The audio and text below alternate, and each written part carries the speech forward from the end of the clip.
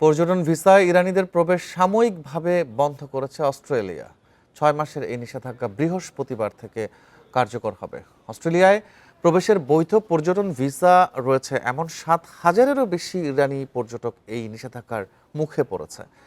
অস্ট্রেলিয়ার স্বরাষ্ট্রমন্ত্রী Tony bark বলেন, চলমান যুদ্ধের কারণে ইরান থেকে আসা দর্শনার্থীরা ভিসার মেয়াদ শেষ হবার পরেও দেশে ফিরতে পারবে না বলে সিদ্ধান্ত নেওয়া হয়েছে। এদিকে এই সিদ্ধান্তকে নৈতিক ব্যর্থতা হিসেবে দেখছে অস্ট্রেলিয়ার অ্যাসাইলাম সিকার রিসোর্স সেন্টার। যুদ্ধের এমন কঠিন 200-র বেশি সার্ভিস ও ফিচারে লেনদেনের সব বিকাশ অ্যাপে সম্ভব। সময়ে ইরানিদের জন্য অস্ট্রেলিয়ার দরজা বন্ধ করে দেওয়া হতাশাজনক বলে মনে করেন সংস্থাটির প্রধান।